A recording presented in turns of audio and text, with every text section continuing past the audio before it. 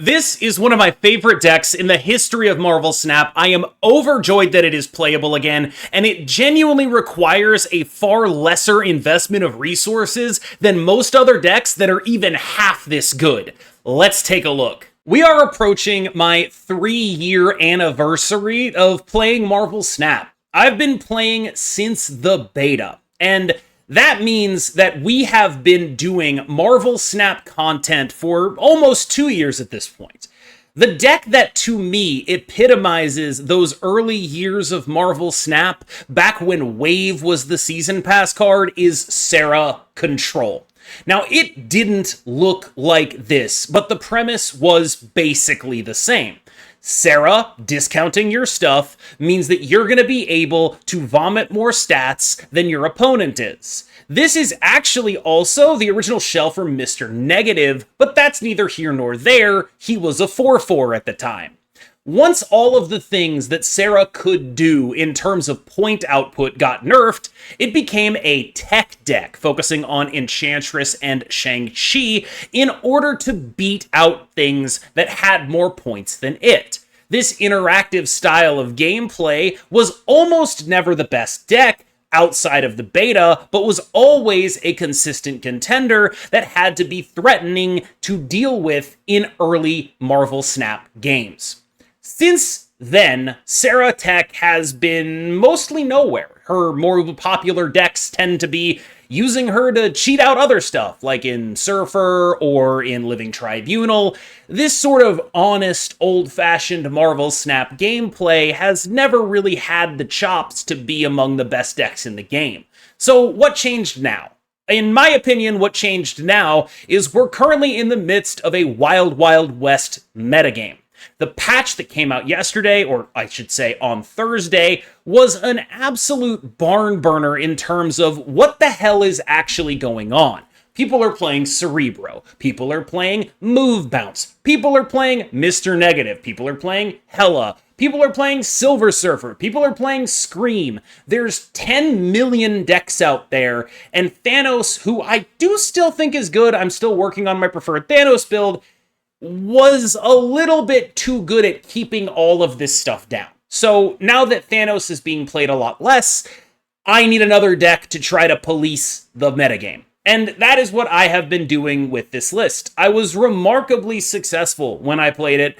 I had a 60% win rate over 25 games, and I gained 23 cubes in those 25 games. It was just great. This was a very solid deck that had a lot going for it. We'll talk about it card by card, but before we do, I just want to mention, it is nice that this is a low on Series 4 and 5 card deck. It just is. It's very easy to get me to like a Kitty Pryde deck, but it's very hard to get me to actually feel like it's good enough to make a video about. I love this card. It is doing all of the things that I love doing in Marvel Snap, taking a lot of game actions, redistributing power on the final turn of the game, scaling up high for a small amount of energy. She is exactly what I like doing, and she is really sort of emblematic of what this deck is doing in terms of what it's trying to accomplish. Because yes, we are a Shang-Chi Enchantress Killmonger deck, but outside of that, we have to solve problems with Hitmonkeys, Elsa Bloodstones, and Kitty Prydes. That's where our stats come from. Surge is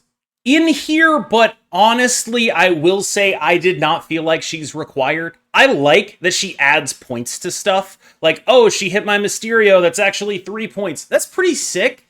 But a lot of the time, you're going to prefer playing one of your 3-drop scalers, either Elsa Bloodstone or Bishop, when you are playing a Surge on 2. So, like, there are some really good high rolls here, but you're also going off Surge a decent amount. You're almost always prioritizing Sera herself on 5, for example, and you're likely to prioritize something else on 3.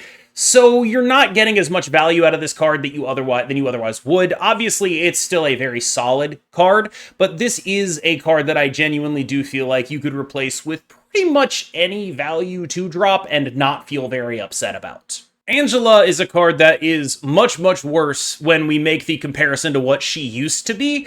But honestly, with the way 2-drops have been getting hit by nerf hammers recently, we've lost Iron Patriot's top capability. We have lost, of course, Sam Wilson's top capability. Angela is actually among the better scaling 2s in the game now. And that matters. It's nice to be able to play this card out and be like, oh, okay, I'm going to get 7 points out of my 2-drop. That's good. I'm very happy to have that.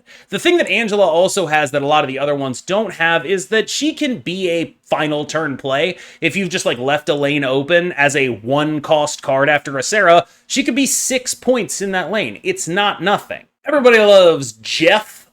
He's kind of mostly here to be here. Another genuinely, I would say, probably replaceable card. Obviously, there are situations that I think he can get you out of, but kind of like a lot of those situations, you could probably get out of with a Scarlet Witch, actually. And so you have this card, yes, Jeff does a lot of stuff. If there's locations you can't get into, he can win those. Sometimes the moving is important. Sometimes you care deeply about getting as many procs as you can. But mostly what he's doing is he's a 2/3, and then he can go in a lane that you are Elsaing and just make sure you're getting as many Elsa procs as possible. That's really what he's doing here, and he's perfectly serviceable at the job. Mysterio, I would argue, is close to the linchpin of this deck. Yes, every Sera control deck, it's in the name, it's a Sera deck. But I don't think this deck would exist if Mysterio didn't exist, and specifically a couple of his interactions didn't exist. Mysterio Hitmonkey, obviously, Mysterio counts for 3 cards on the final turn of the game. That's amazing. Mysterio and Elsa Bloodstone, if you're filling up every location, even if you aren't repeating Elsa procs, you are going to get her at a 3/10s worth of value. Mysterio helps you fill up every location. Should be pretty easy to see why that works. And of course, there is the little bit of a surge benefit here. If he gets any extra points, he passes them on to his clones. That's very solid as well. This is just a card that allows this deck to succeed at a high level because it doesn't have to be a full tech deck.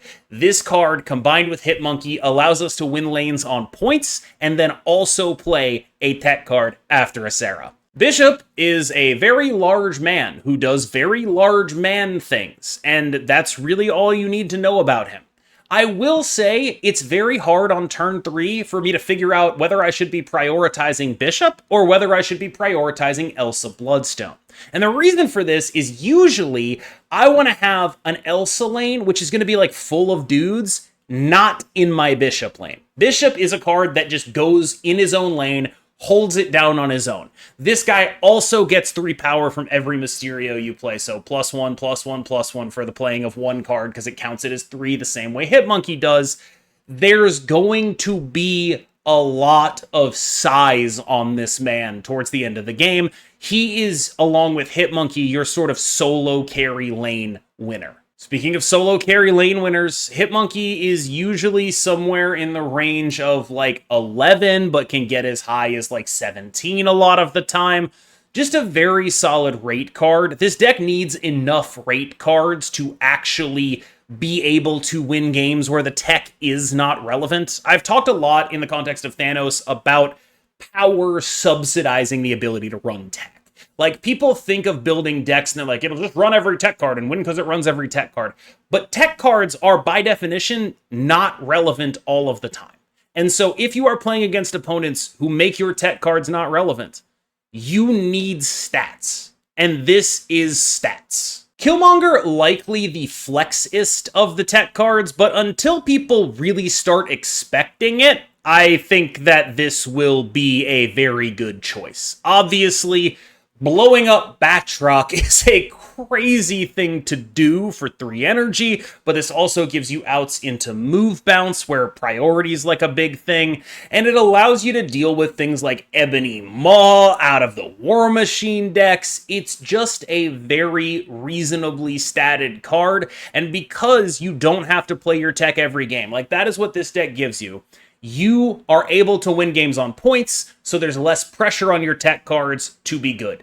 That's sort of what Killmonger is doing here. If he plays for a 3/7's worth of value, that's fine. Elsa Bloodstone in this deck is usually somewhere in range of a 310, and I've already mentioned, points subsidize the tech. She's good at points. It is a little bit hard for me to prioritize how I'm supposed to play her. A lot of the time you're running out Jeff on 2 and then Elsa or something else on 3, and then you're going like X plus Y in the back line where X or Y, one of them is either a Kitty Pryde or a Jeff, so you can start really moving on that lane. That's typically what's going on here. Your goal is to just stack a giant Kitty Pryde, get a Sera down, and then you play like Kitty Pryde, Mysterio, Hitmonkey, some other stuff. Boom, it's a million cards. Oh my god, it's the craziest thing of all time. Yeah, I mean, that's pretty much how this deck goes. But if you're able to fill up the board, I mean, again, with a full board and Elsa, that's a 310. You're just happy with that.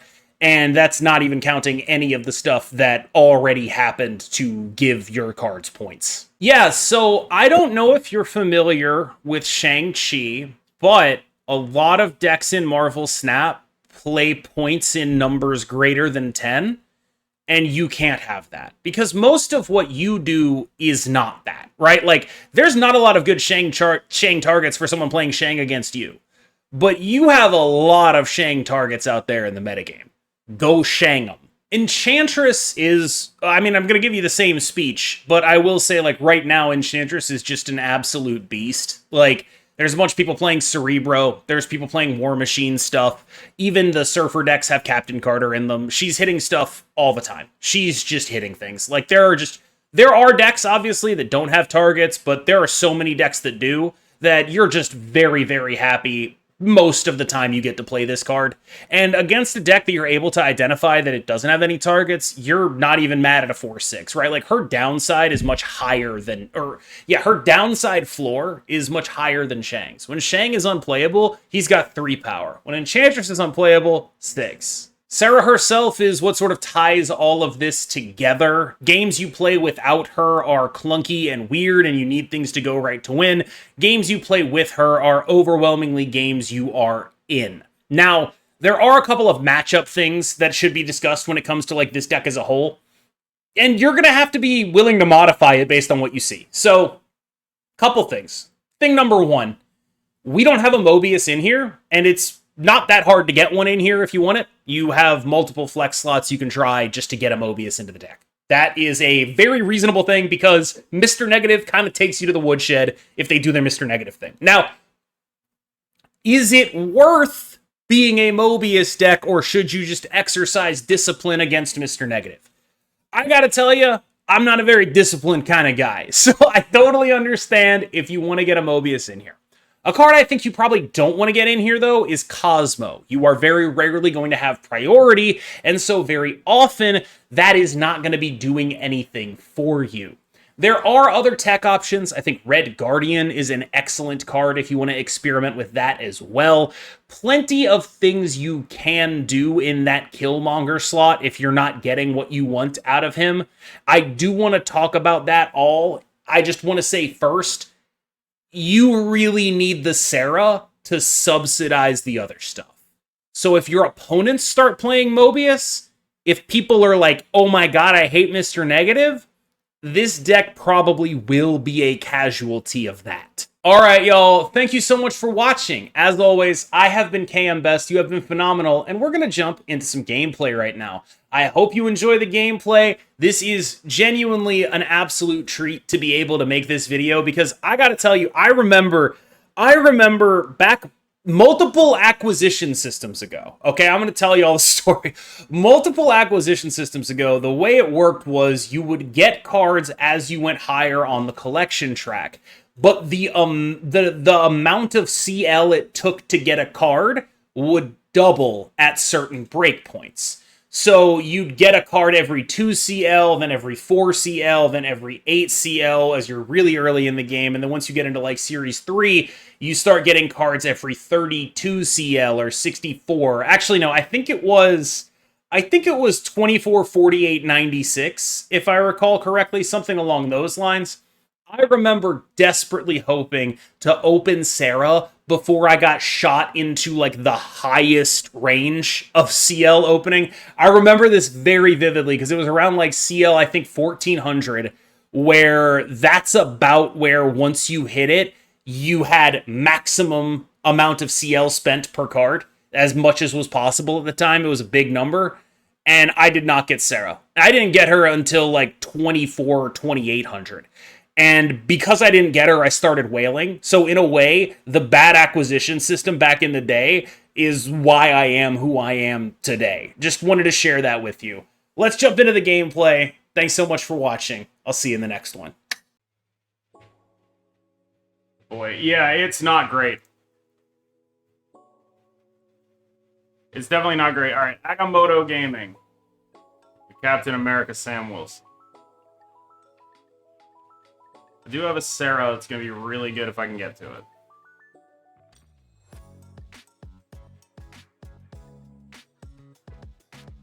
Hello, Horror Story. Good evening, Big Fat Pat. Anonymous Gifter. Thank you for your anonymous gift.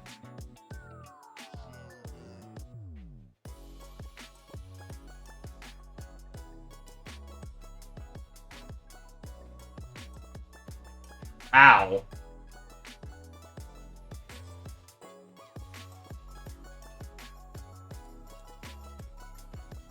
Some Winds of Watum, eh?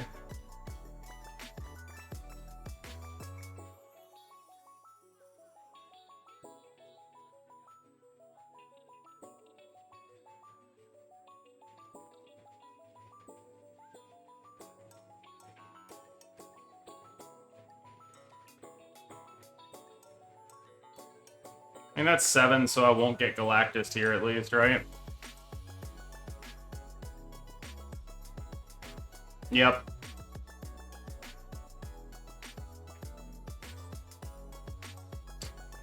Saw that one coming.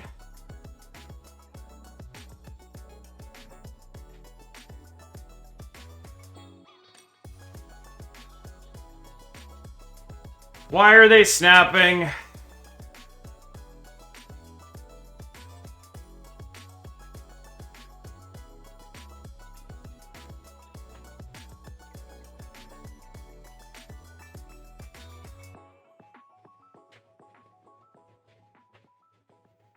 Symbiote and Galactus again. I realized they could do that.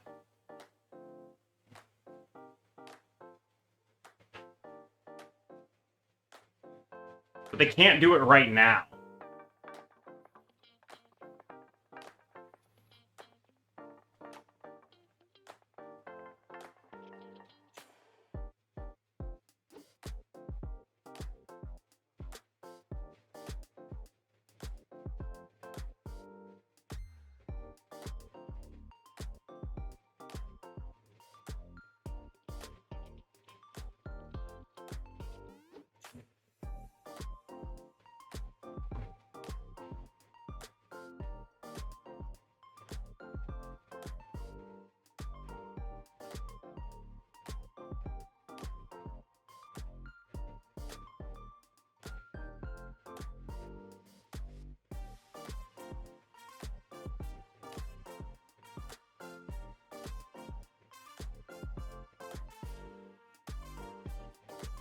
I'm a moron.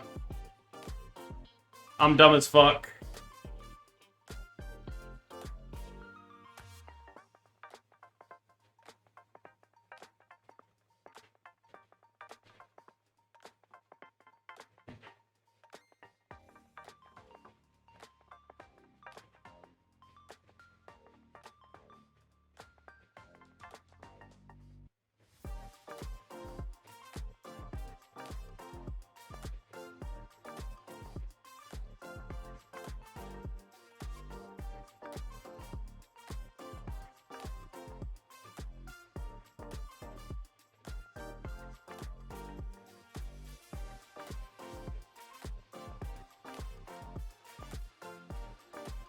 Wait, I win. I'm God gaming. I'm smart as fuck.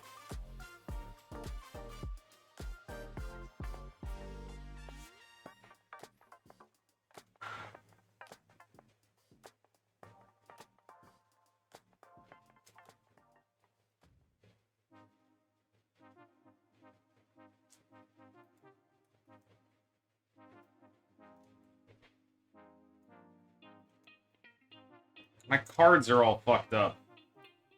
I keep breaking through them. It sucks.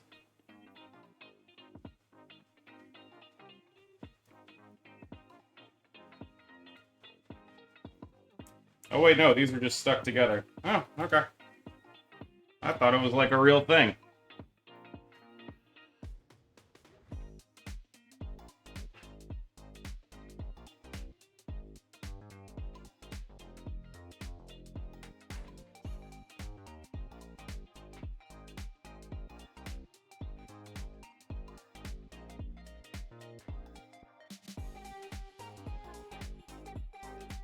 Penny Parker Fenris Wolf. What the hell is this, dude? They're gonna get a cloned Penny, which is strong as hell.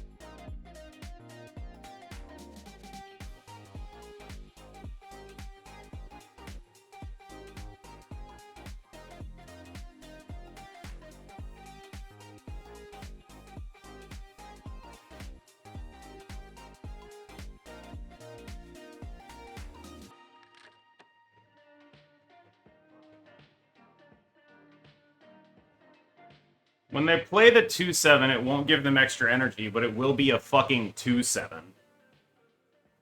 It might be able to move, but I don't think it can.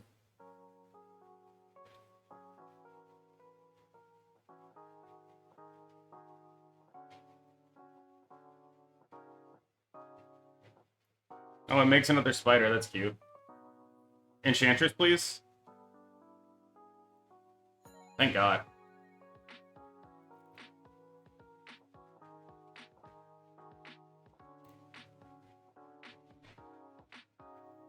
Okay, so my instinct here is...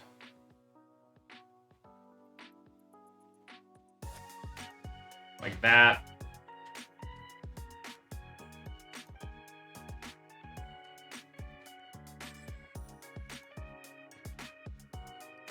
The question if it's like this or like this.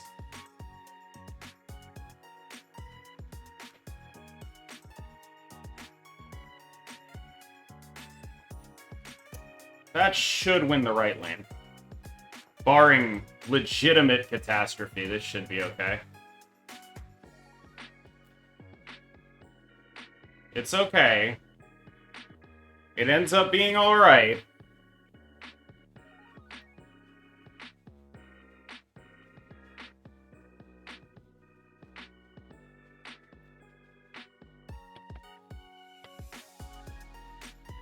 It ends up being alright.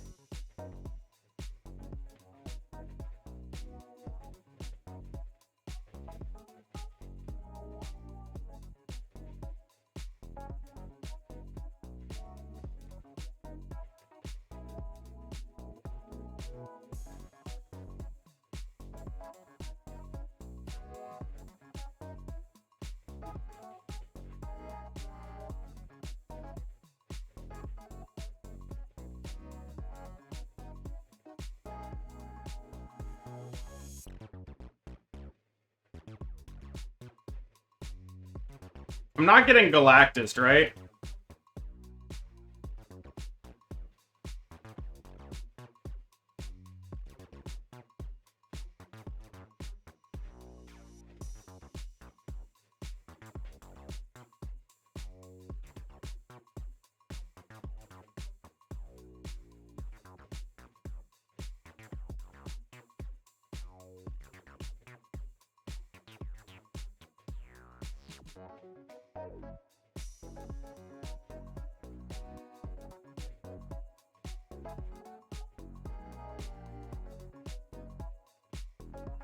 Okay, the answer was I am not getting Galactus. Some other shit is happening here.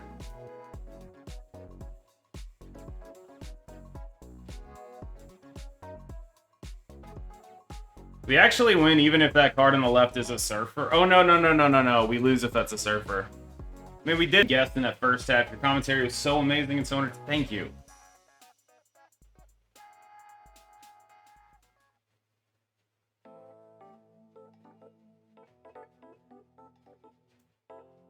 Ah! Well, if we draw Kitty, that's good. What petition do we need to sign? I don't think there's a petition. Unfortunately. Oh, Jesus.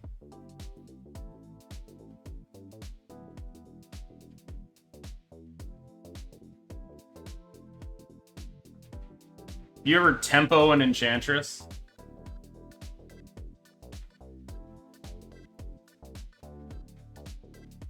You ever seen some shit like this?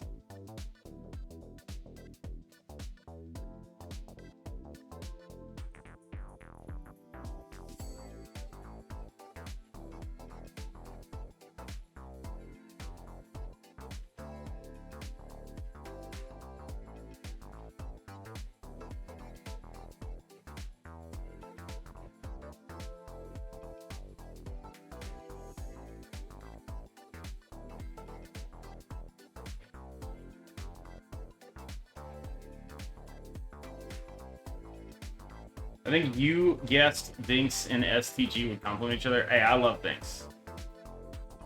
No arguments here.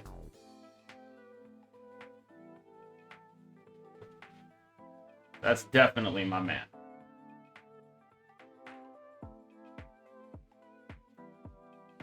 Uh, 2-2-1-1 next turn, huh? 2-2-1-1. So it's Killmonger, Hitmonkey, Mysterio, Jeff coming down next turn. I can get 7 into the middle if I go Mysterio, Jeff there, which is also my maximal. Okay, 9. So it's got to be Hitmonkey then. It just has to be the monkey of hits, right? So we can go Angela, Hitmonkey, Mysterio here, Killmonger here, and then this is 1, 2, 3, 4, so that'll be 11.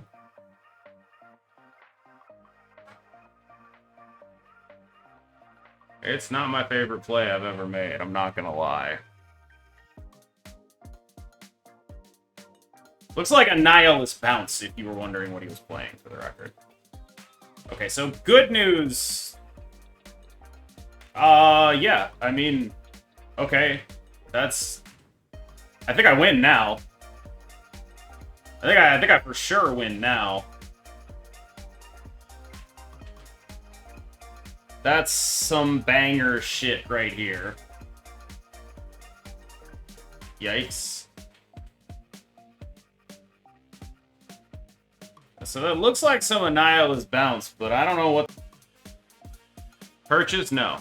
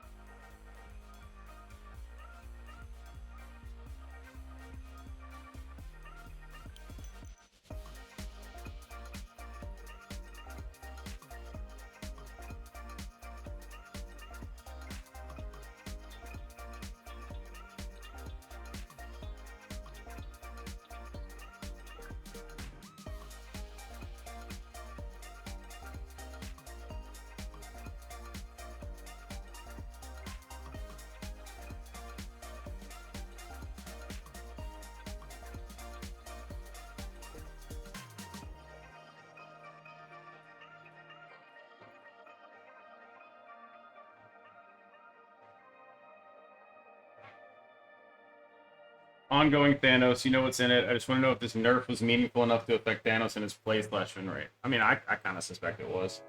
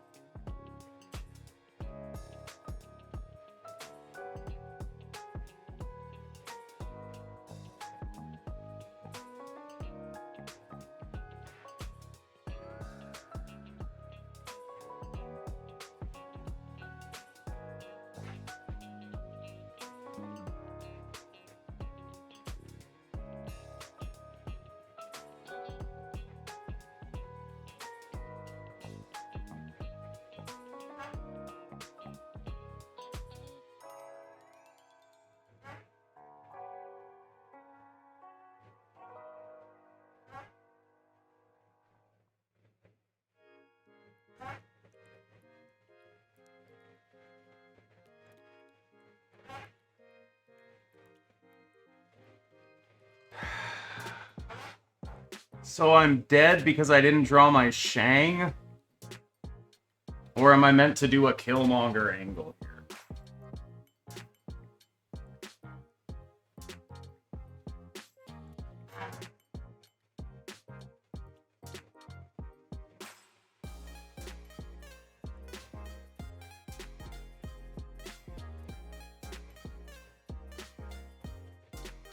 Okay, the Killmonger angle looks like it's working.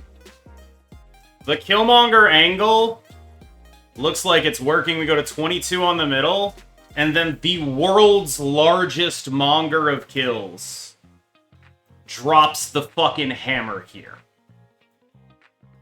Wee! The world's largest...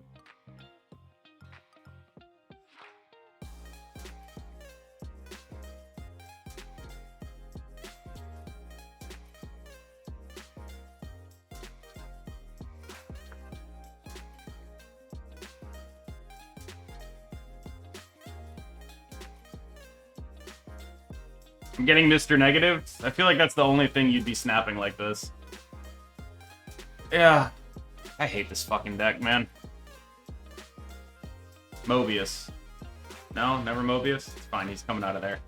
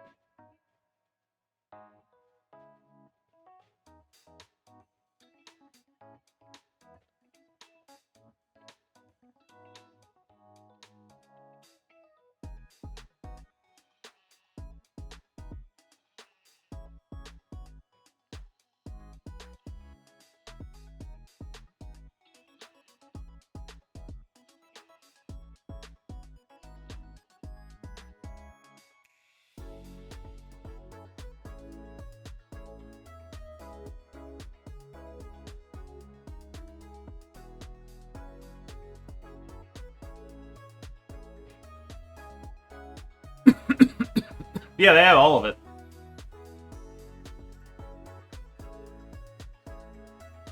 I don't know what they're roping about.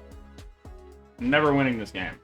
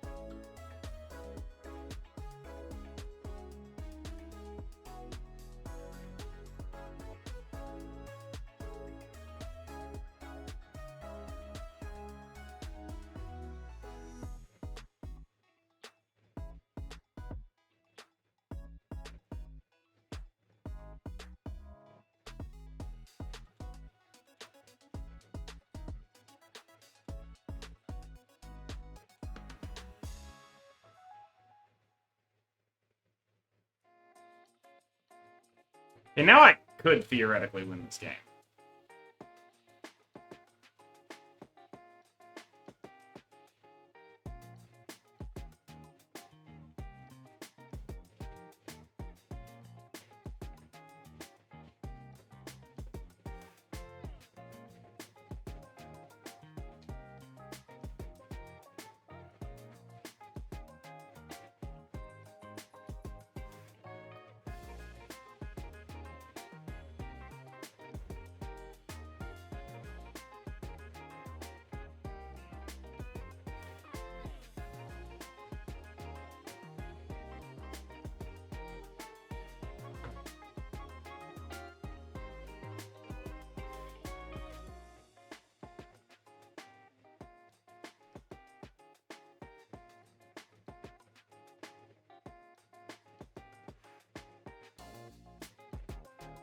Okay, so I'm winning the right, maybe?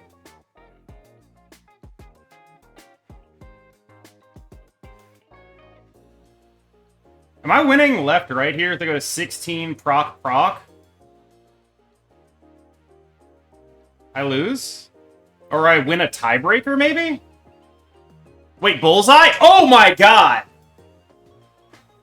Oh my god!